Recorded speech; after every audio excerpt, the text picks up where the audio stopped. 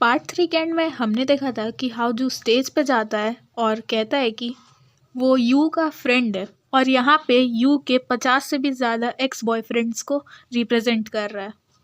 आगे फिर वो कहता है कि मैं यहाँ पे यू को गुड विशेस देने आया हूँ। वहाँ पे सारे गेस्ट अपने में बातें करने लगते हैं कि ये है कौन। फिर हाउजू बोलता है कि मैं यू को अच्छे से जानता हूँ, वो एक रिलेशनशिप में बहुत डिवोटेड है, उसकी चाह कभी ख़त्म नहीं हो सकती है। प्यार दोगे तो पैसा चाहिए, पैसा दोगे तो स्पेस चाहिए, स्पेस दोगे तो फ्रीडम चाहिए। फिर वो ग्रूम से कहता है कि मैं आज तुमसे ज़्यादा खुश हूँ, थैंक यू इस कचड़े को लेने के लिए। बाय द वे मैं खाली हाथ नहीं आया हूँ, वेडिंग गिफ्ट लेके आया हूँ। देखो बड़ा सा डायमंड रिंग, तुम्हारे सारे एक्स ने पैसे जोड़कर इसे खरीदा है। फिर वो उसे रिंग भी दे देता है। ग्रूम के फ्रेंड्स तो एकदम गुस्सा आ जाते हैं। फिर मस्त तीनों पूरा लड़ते भिड़ते पूरा वेन्यू ख़राब करते हुए वहाँ से निकल लेते हैं। गाड़ी में आके उस बवाल को याद करके दोनों शिंग और हाउजू खूब हंसते हैं। इधर ये यू से पूछता है कि तुम्हारा उससे क्या रिलेशन है। यू कहती है हाँ वो उसका बॉयफ्रेंड था लेकिन पास्ट में।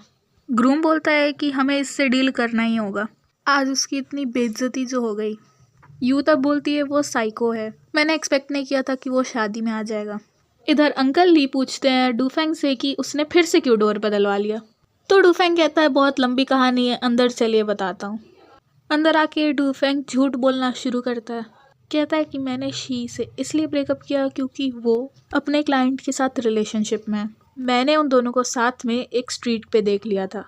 वो मुझे पागल बना रही थी और बिजी होने के बहाने से उस क्लाइंट से मिलने जाती थी। इधर शिंग के रेस्टोरेंट का एक कुक उससे एक नूडल्स का बोल पकड़ाता है। शिंग कहता है कि तुमने इसमें इतना मीट डाल दिया, इससे 3 लोगों के नूडल्स में डला सकता है। तो वो कुक कहता है कि ये मीट कल का है, फ्रेश नहीं है, हम इसे कस्टमर्स को तो नहीं दे सकते, तो मैंने ये आपके लिए बनाया है। शिंग तब खुश हो जाता है। इधर शिंग के पास उसी रेस्टोरेंट में काम करने वाली एक एम्प्लॉई आती है, अपना फैशन दिखाती है जो कि बहुत लाउड था। शिंग कहता है वही मैं सोचूं सुबह से क्यों कोई कस्टमर्स नहीं आ रहे, तुम्हारी वजह से। इधर हम देखते हैं हाउजू और शी जिम में होते हैं। शी की कोच यानी उसकी बेस्ट फ्रेंड यान का ब्लाइंड डेट का गेम ओवर हो गया है। यान फिर पूछती है तुम्हारा क्या हाल चाल है, जिस पर शी बोलती है कि मेरा क्लाइंट बहुत बदमाश है। तो यान कहती है मैं उनका फीडबैक लेने आज दोपहर को आऊँगी। तभी हाउजू बोलता है कि उसे स्टार फिश राइस खाना है। तो शी तुरंत शिंग के रेस्टोरेंट से ऑर्डर भी कर देती है। फिर हाउजू उससे बोलता है कि मेरे पीठ पीछे मेरी बुराई करती हो। तो शी कहती है हाँ, और तुम तो वर्कआउट पे फोकस नहीं करके मेरी बातें सुन रहे थे। इधर हम देखते हैं शिंग कंपनी पहुंचता है। आगे हम देखते हैं कि कोच भी कंपनी पहुंचती है और फिर हाउजू के कैबिन में पहुंचती है और अपना इंट्रोडक्शन देते हुए कहती है कि मैं यान हूँ, ईगल सिक्योरिटी कंपनी की कोच, यहाँ पे फीडबैक लेने आई हूँ। फिर वो पूछती है कि आप मिस्टर हाउ है ना, हाउजू। लेकिन फिर शिंग बात पलटते हुए कहता है कि आपने आज लंच किया है, आप कुछ खाना चाहेंगी। तो फिर यान कहती है मिस्टर हाउ तो इस एज पे बहुत सक्सेसफुल है, खाना बनाना भी आता है, बहुत अच्छे डिज़ाइनर भी हैं। शिंग बोलता है आपको भी ऐसा लगता है, मुझे भी ऐसा लगता है। फिर वो कहती है कि मैं यहाँ मिस्टर हाउ से पूछने आई हूँ कि क्या वो शी के परफॉर्मेंस से सेटिस्फाइड हैं या नहीं। शिंग बोलने लगता है हाँ वो बहुत अच्छी है, वो ड्राइव कर सकती है, रिस्पॉन्सिबल है, आई थिंक वो ग्रेट है। मैं सोच रहा हूँ अगर पॉसिबल हो सके तो मैं उसे ज़िंदगी भर हायर करना चाहता हूँ। तभी वहाँ पे शी और हाउजू भी पहुँच जाते हैं। शी हाउजू से बताती है कि ये हमारी कंपनी की कोच है। शिंग तो बेचारा अपना मुंह छुपाने लगता है। कोच कहती है मैंने सुना है कि आप शी के परफॉर्मेंस से सेटिस्फाइड हैं। हाउजू कहता है सेटिस्फाइड, किसने कहा। तो फिर कोच कहती है मिस्टर हाउजू मुझे लगता है आपके पास शी के लिए ओपिनियंस हैं। तो हाउजू बोलता है हाँ बहुत सारे रीजंस हैं। पहला, ये मेरी बात नहीं मानती है। दूसरा, 24 घंटे मुझे फॉलो करती है, कितनी एनॉइंग है ना। तो फिर कोच कहती है यही तो शी का जॉब है, फ्यूचर में अगर आपके कोई और सजेशंस होंगे तो मुझे बताइएगा। तो फिर हाउजू कहता है नाइस, ये अच्छी कंपनी है, मैं इसके बारे में कंप्लेन भी कर सकता हूँ। तो फिर अच्छे कम्युनिकेशंस के लिए कोच उसको वीचैट पे ऐड करने के लिए कहती है। तो हाउजू शिंग को कह देता है ऐड करने के लिए। शी और कोच के जाने के बाद हाउजू पूछता है तुम उसको लाइक करते हो ना, तुम अपनी आंखें कोच से हटा ही नहीं पा रहे थे। इधर ये दोनों लंच कर रही होती हैं। शी शिंग के बारे में कोच को बताती है कि वो हार्ड वर्किंग है और उसका एक रेस्टोरेंट भी है। तुम्हें देख के वो नर्वस हो गया था। फिर उसके ब्लाइंड डेट के बारे में पूछती है। कोच कहती है वो सक्सेसफुल तो था लेकिन वो मेरे लिए नहीं था। शी तब पूछती है तब तुम्हें कैसा लड़का चाहिए। कोच कहती है मुझे ज़्यादा कुछ स्टैंडर्ड्स नहीं चाहिए, बस थोड़ी सी केमिस्ट्री चाहिए। शी कहती है तब तो ये सबसे मुश्किल है। इधर शिंग कोच की फ़ोटोज़ देख के कहता है कि मैं प्यार में फंस गया, वो कितनी परफेक्ट और केयरिंग है। हाउजू बोलता है छोड़ो ये सब तुमसे ना हो पाई। इधर कोच शी से बताती है कि मेरे फादर का फ़ोन आया था, वो मुझसे 200,000 युआन यानी 20 लाख रुपए मांग रहे हैं। मैं हर महीने उन्हें पैसे भिजवाती हूँ, पता नहीं वो पैसे कहाँ खर्च कर देते हैं। शी बोलती है हम दोनों की सेम प्रॉब्लम्स हैं। तो फिर कोच कहती है कि अगर मैं एक फाइनेंशियली सक्सेसफुल मैन से शादी नहीं करूँगी तो फिर कुछ नहीं हो पाएगा।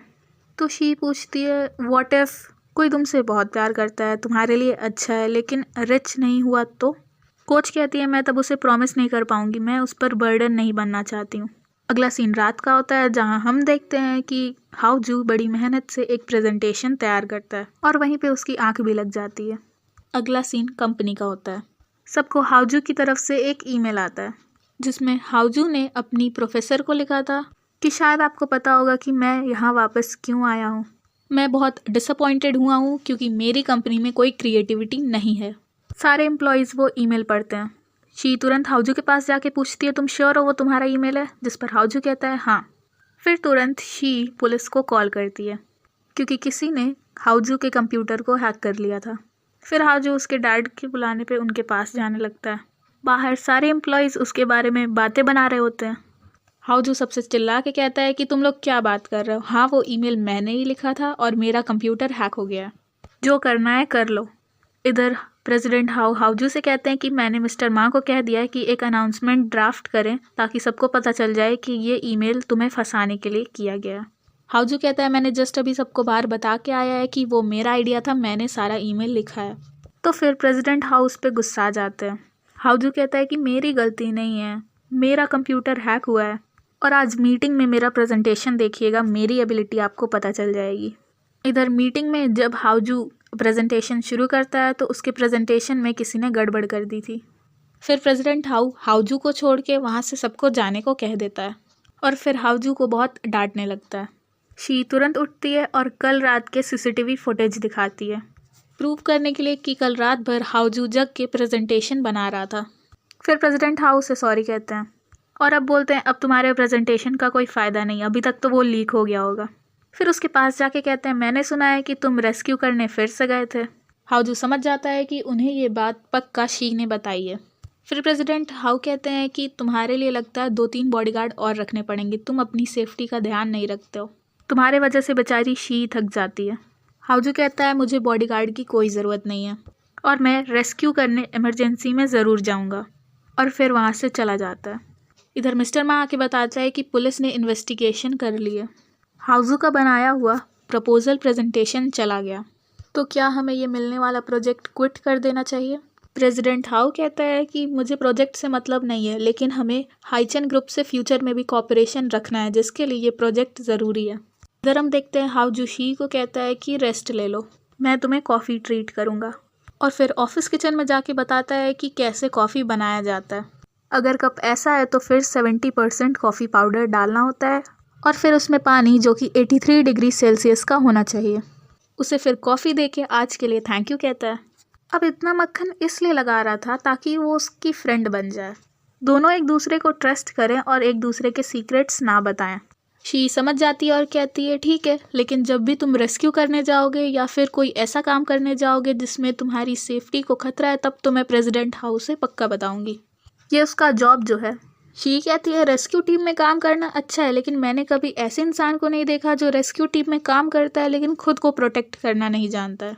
अगले सीन में हम देखते हैं कि मिस्टर मा और प्रेसिडेंट हाउ पहुंचे होते हैं इस इंसान बाओ से मिलने, जो उन्हें देख के बहुत नर्वस होता है। फिर बाओ प्रेसिडेंट हाउ से कहता है कि लास्ट टाइम जब हम मिले थे तो मैंने आपको मेरा कार्ड दिया था, मैं नहीं सोच आप मुझे याद रखेंगे। मिस्टर मा कहता है कि प्रेसिडेंट हाउ को टैलेंट्स पसंद है, इसीलिए तुम उन्हें याद हो। बाओ कहता है president how I am sorry, इस बार मेरा डिज़ाइन आपकी कंपनी के डिज़ाइन को कंपटीशन देगा। और फिर यहीं पे ये पार्ट ख़त्म हो जाता है।